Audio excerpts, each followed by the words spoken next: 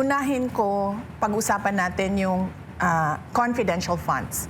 Dahil doon na pinaiikot ng mga members ng House of Representatives yung kanilang impeachment kuno sa akin. At meron kasing mga miyembro ng House of Representatives nagsasabi na tapos na sana ito kung sumagot lang siya sa amin noon. Tapos na sana ito kung nagsalita lang siya noon.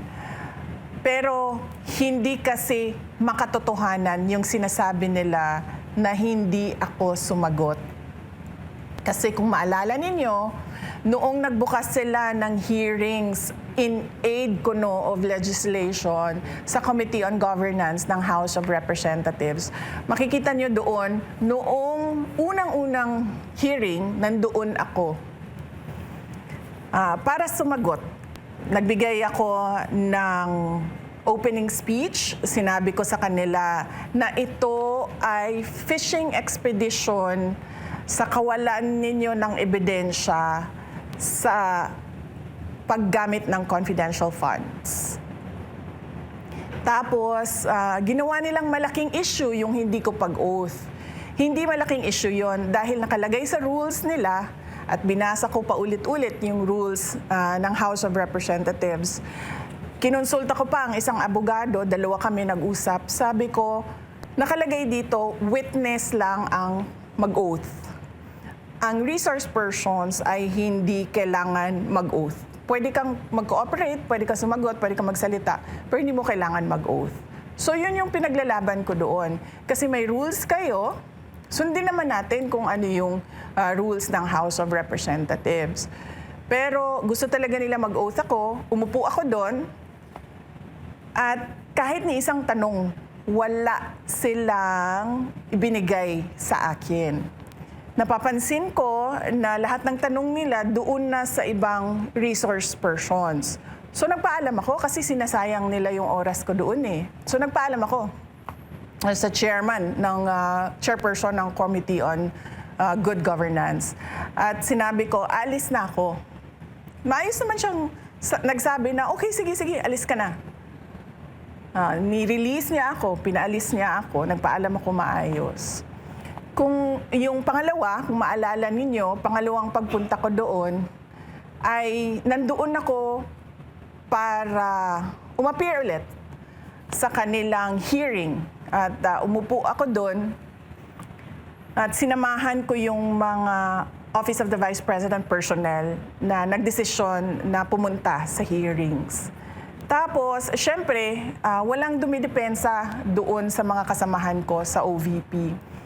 Ang nangyayari kasi kapag ordinaryo ka na empleyado ng gobyerno o ordinaryo ka na mamamayan, hindi ka pwedeng magsalita doon na ikaw yung tama.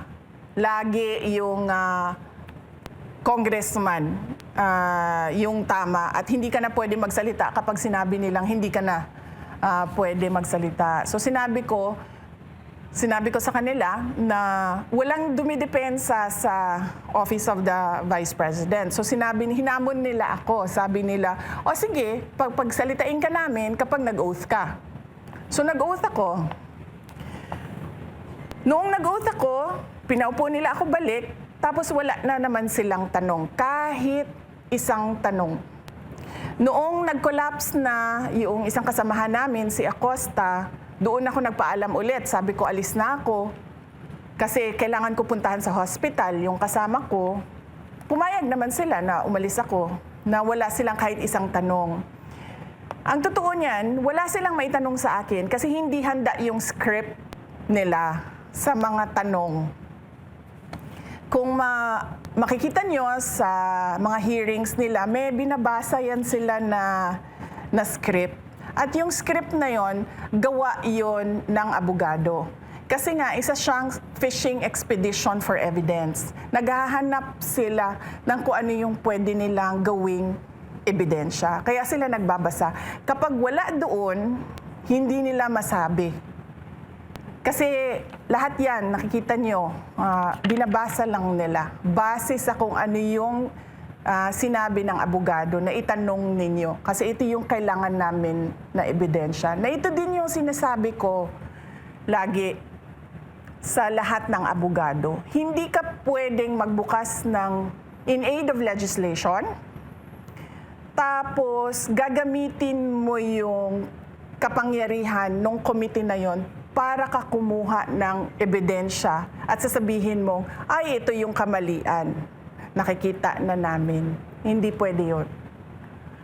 So, yun yung sinasabi ko na, na hindi totoo na hindi ako pumunta, hindi ako sumagot, nandun ako 2 beses, wala ni isang tanong sa akin. Kasi, hindi sila handa na magtanong sa akin. Wala ako sa script na binabasa nila. Pangalawa, kahit pa man na alam ko na fishing expedition yon ng ebidensya, nandun pa rin ako.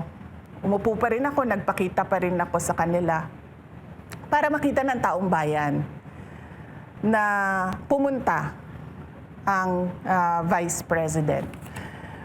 Pero kasi, mahaba yung timeline ng mga pangyayari para ko masabi sa inyo at para maipakita ko sa inyo kung paano nila dinevelop yung impeachment at yung mga sinasabi nilang ebidensya nila. So kung okay lang sa inyo, simulan ko siya sa May 11, 2023. Ito yung pinakaunang binanggit ng Makabayan Block, ang confidential funds. Sabi nila, kapag daw ako ay naging NTF-LCAC Vice Chair, ay makakahawak daw ako or makakakontrol daw ako ng mas marami pang confidential funds. So, as early as May 11, 2023, nakikita nyo may script na sila. Bakit ba ayaw ako ng Makabayan? So, explain ko lang sa inyo. Kasi sa trabaho ko doon sa Davao City bilang mayor noon, yung programa namin na Peace 911, yung programa na nagtapos sa insurhensiya doon sa Paquibato District ng Davao City, tinarget talaga namin yung mga party list groups na alam namin at may ebidensya siya na meron silang linked sa CPP, NPA, NDF. At ito yung Makabayan Block. Sasabihin man nilang red tagging yan, hindi totoo. May ebidensya na merong mga members, ang mga Makabayan Block, na galing sa kanila papunta sa NPA. Minsan nga, marami ang nagsasabi, yung mga dating rebelde, na-recruit sila galing doon sa Makabayan Block ng mga party list groups. So sumunod nun ay August 8, 2023.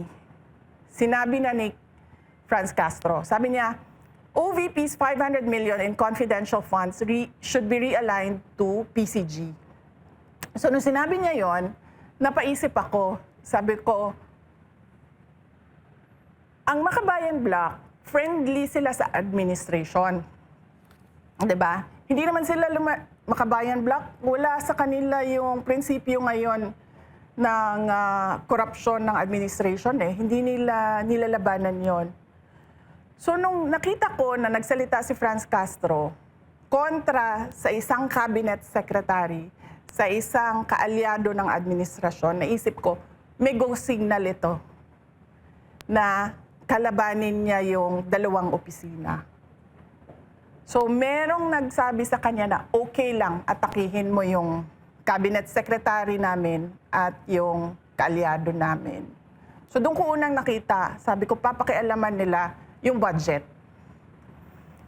Sumunod noon, nung August 24, 2023, makikita ninyo sa timeline, nagsabi na sila, kailangan investigahan yung 125 million na confidential funds. Sumunod noon, August 25, 1 day after, sinabi nila, may impeachment complaint kami kay Inday Sara sa confidential funds.